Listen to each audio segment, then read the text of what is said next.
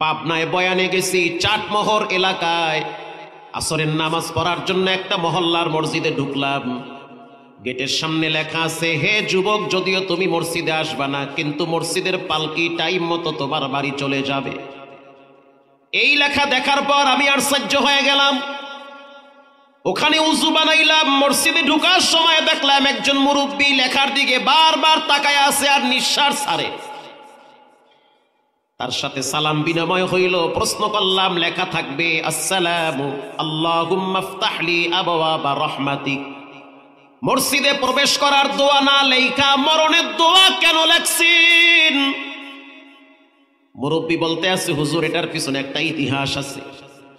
আমাদের এই মহল্লার থেকে কিছু যুবকরা মাইক্রো ভাড়া করে কক্সবাজারে ভ্রমণের জন্য রওনা হয়েছে। আমার ভাতিজা, আমার ভাগিনা, মহল্লার সন্তান, যখন তারা গাড়ি ভাড়া করলো, এই মসজিদের সামনে দিয়া গাড়ি রাইখা তারা যখন গাড়িতে উঠবে, উঠার আগে আমি সবগুলারে বলছি, আগে সালাত আদায় করো।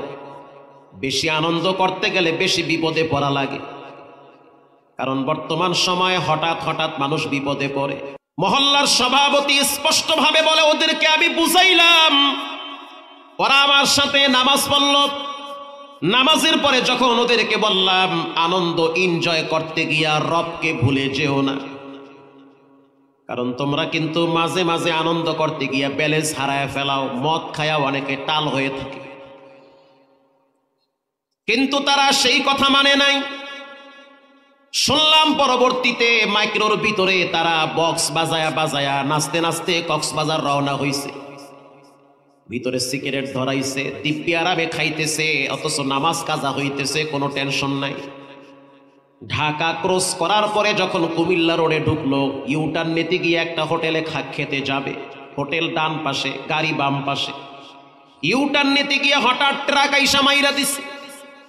এমন ভাবে মেরে দিয়েছে, 11টা লাশ আমরা ভিতর থেকে টাইনা বাইর করছি। এই মসজিদের সামনে 11টা লাশ আমরা সময় রাখছি। সে আমাকে লাঠি দিয়া দিয়া দেখাইতেছে, এখানে একটা, এখানে একটা, এখানে একটা, 11টা লাশ এখানে সময় রাখছি। ওই দিন আমার মন চাইতেছিল যুবকের রক্ত দিয়া মসজিদের সামনে লিখে দিব, হে যুবক, তুমি যদিও মসজিদে আসবা না, কিন্তু পালকি টাইম মতো তোমার বাড়িতে যাবে।